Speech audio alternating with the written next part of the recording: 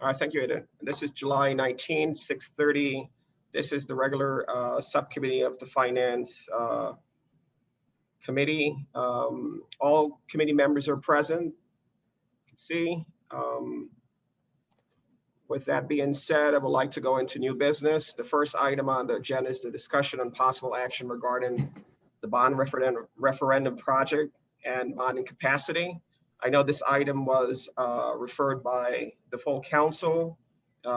Based on the discussion, the council was in favor of moving forward with this, but due to protocol, this is the process that we take. It comes back to the Finance Committee. It gets a stamp of approval. So tonight, what I will start off with our Finance Director, Curtis, just to lead the way and open it up for discussions from the committee and from the public before we move forward. So Curtis, the floor is yours. Thank you very much, Councilor. Good evening, councilors. On June 28, 2021, the council introduced this resolution without the authorizing resolutions. Tonight, you have before you, councilors, are the same projects with the authorized resolutions you have before you. Administratively, as the chair has said, the Finance Subcommittee will review it tonight and make a recommendation to the full council, as is the council's procedures that's outlined. This is the agreed upon outline that was in the schedule from our bond council, which is also agreed upon by the full council. I now stand available to answer any of your questions that you might possibly have. So I'm going to open it up for any member from the committee, if they have any questions, any comments. Okay. India, do we have any comments from the public on this item? I don't see any hands raised or anything in the chat. Councilor Di Lorenzo?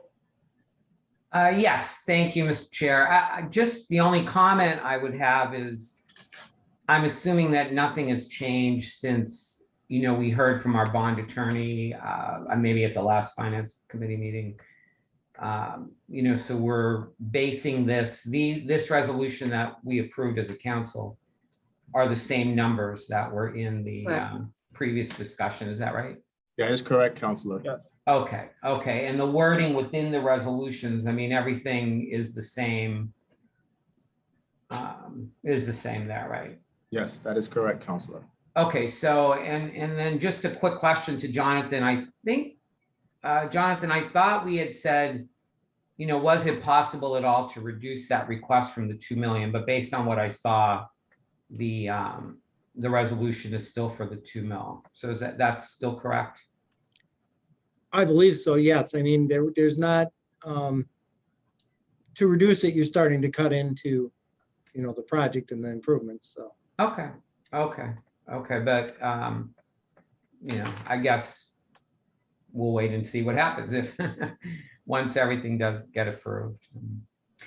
Okay, well, that I really didn't have any questions, based on what I saw. I just wanted to confirm those couple of things. So thank you. Okay. Councilor Goff? Yes, just for the record, I don't believe we have ever received any information from the Library Building Committee in terms of cost for additional square footage. I know one of the questions raised when we looked at this last time was that there was some citizen concern, and I think council concern, that we had taken too sharp a pencil to the Prosser rebuild. I think we asked for information as to how much more square footage would be needed in the price. I don't believe anyone has ever supplied that, and there hasn't been an outpouring of questions from the public. But I guess the library director is here. I would ask if we have any numbers for that. I can actually answer that. The building committee did meet to discuss that, and they determined that they did not feel they needed to make an additional request for additional square footage.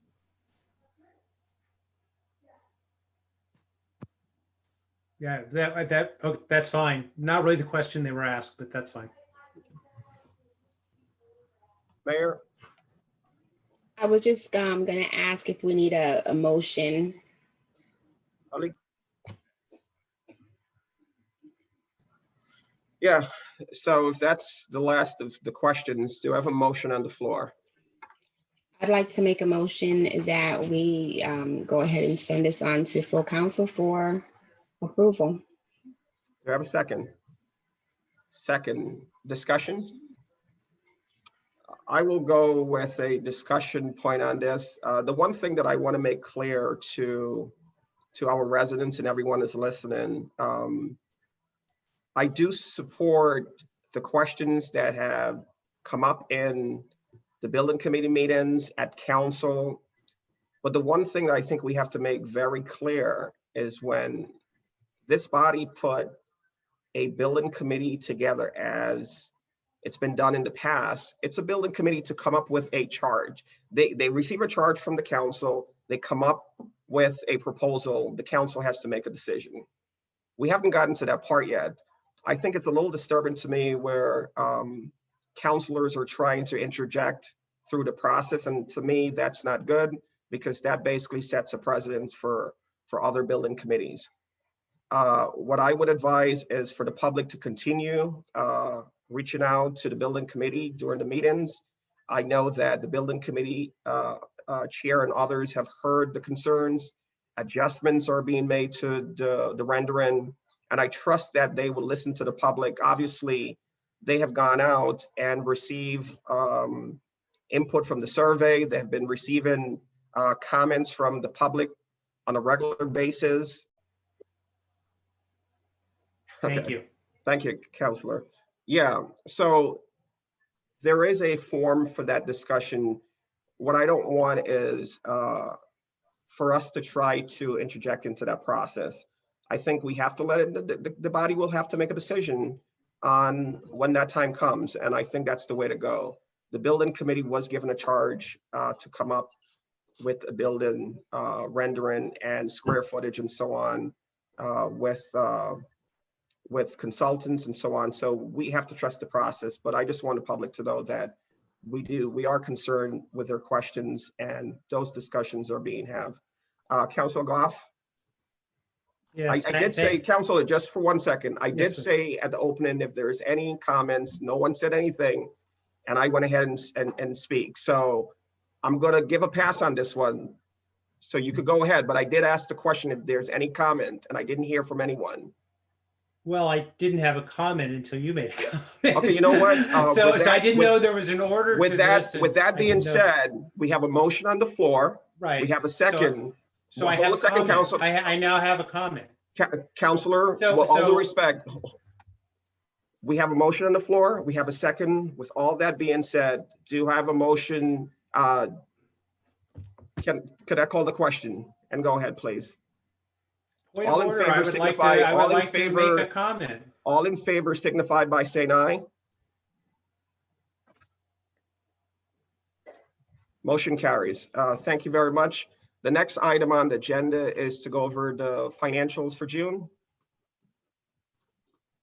Curtis? Thank you very much, Counselor. I think I will defer this to Nancy as she has submitted it to the town manager and submitted it to the council. I will take the next one. So Nancy, is that okay? That's fine. This is my last one, and then I hand it all over to Curtis for the monthly financials. These are the preliminary financials for the month of June. And as you can see, both revenues and expenditures are well within, and in the case of revenues exceeding the budgetary numbers. We've received 103% of our budgeted revenues, which is higher than the 102.7 from the fiscal year ending June of 2020. And expenditures were at 96.9% of the budget compared to 97.3 for the same time last year. As always, with the tax revenue, we continue to exceed the budgeted numbers at 104.4%.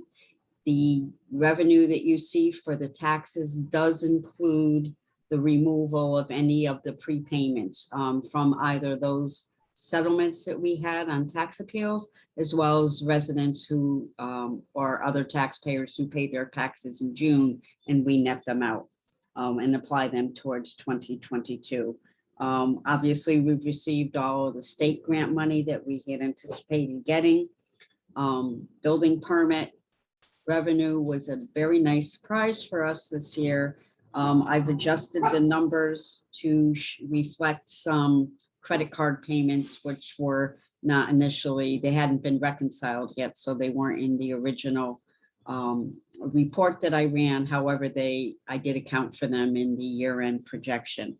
And again, the real estate conveyance tax, I think, as we've talked about before, as a result of COVID, Bloomfield is one of those towns that has been very fortunate to have people moving in. I think there was an article in the Current a couple of weeks ago that talked about, real estate sales in Bloomfield is one of the top 10 communities, I believe it was, in the state that people are moving into. So that's reflected in our real estate conveyance tax.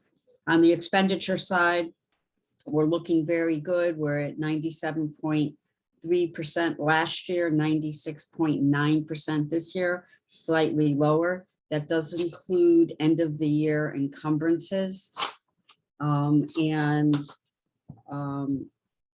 I did do projections. However, as we move through closeout, these numbers are going to change. For instance, I'm going to use fuel oil as we had a purchase order. There was a slight amount left in the purchase order, but now we've received bills that have exceeded what was in the purchase order. So I've tried to accommodate for those things that I know, but as we go forward, the expenditures might be a little bit higher than what I've projected here. I'm thinking of another one that we'll see some increases in, and that's the refuse collection. And excuse me, my dog. So anyways, I expect those numbers to change as we move forward with the closeout. And I don't believe we're going to need the $2.5 million draw from the fund balance that we had included for the 2021 budget. At least if the numbers continue to flow this way, depending on where we end up with expenditures, we may not need that fund balance. So overall, I'm pleased to say that despite a lot of the uncertainty going into fiscal year 2021, the council was very conservative in its budgeting. We've been conservative in managing that budget as the year went through, and I think it's reflected in the year-end financials, which will change, of course, as we move through the closeout and as we go through the audit. So I don't know if there's any specific questions. I'm happy to answer them if I can. Councilor Goff? Yes, thank you, Nancy. Thank you, Mr. Chair. Thank you, Nancy. I have two questions that are related. And I realize that these are not the final numbers, but assuming these are relatively close in magnitude. So does the current expenditures include all of the allocations that the council made at year end, the fourth quarter allocations and moving things around?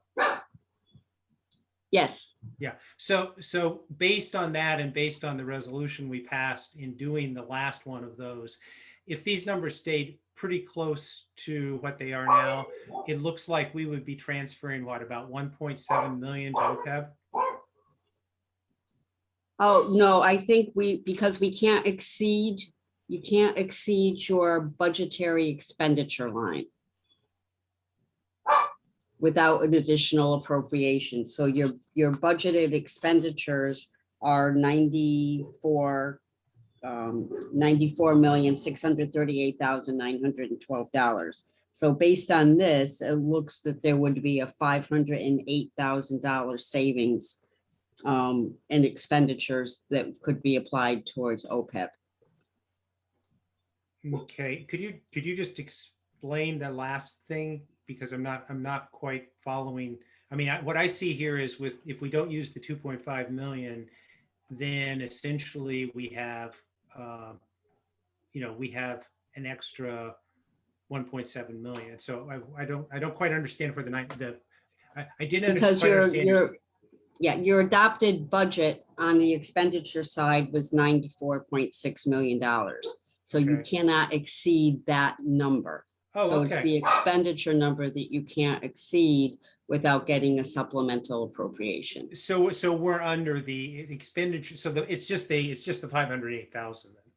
Yes, yes, Okay, okay, and the additional money on the revenue side would flow to fund balance. right. So this goes back to the point we were debating at the, we talked about a bit when we did the budget, that potentially we should have been looking at the time of the budget of actually allocating some of the fund balance to OPEB, because I didn't realize that there was this little catch. I thought it was all the excess. So that's just good to know for future budgets. So thank you. Thank you. Any more questions for Nancy from anyone? Good. Nancy, I know this, as Curtis stated, this is your last meeting to present the financials to the council.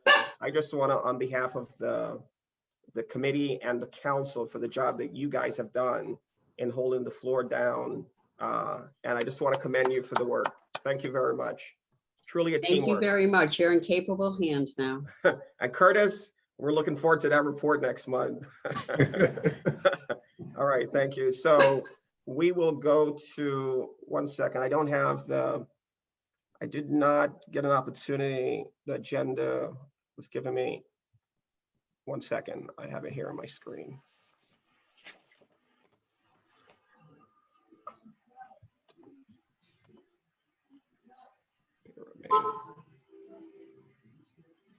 Indy, could you mind pulling up the agenda, please, for me? It's, for some reason in my background, it's not, I'm unable to.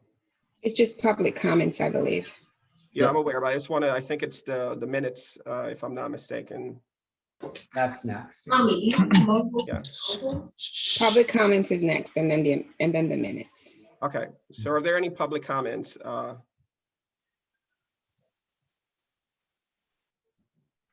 I don't see any. Okay, I think Curtis is trying to say something. Record. Councilor Curtis? Curtin. Hi, Counselor. If I may, if I can make a special announcement whenever the council deems appropriate. please go ahead.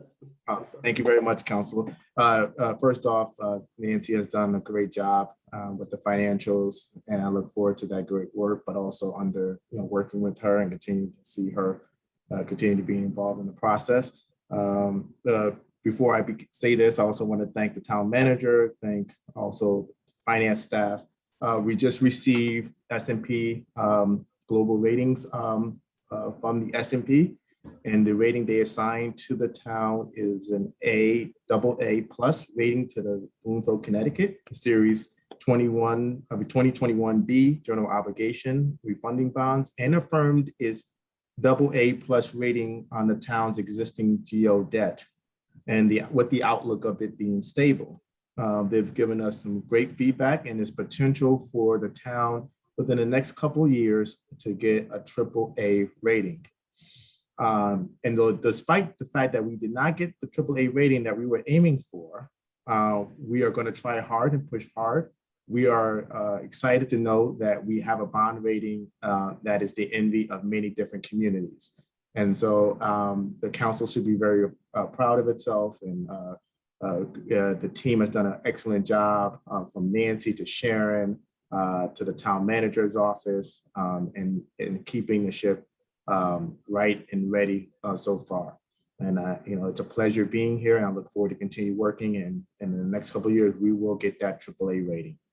Thank you very much, Counselor. Excellent, Curtis. Thank you. And that's good news, and not a surprise to me, but good news. I think overall over the years, our staff, we've been blessed to have a finance department, in my opinion, who have managed our finance well. And we've had counsel who have played a role in that. So thank you again, and look forward to hearing from you going forward in the August meeting. So with that being said, do I have a motion to approve the minutes? So moved. So moved by the mayor, second by Councilor Goff. All in favor signify by saying aye.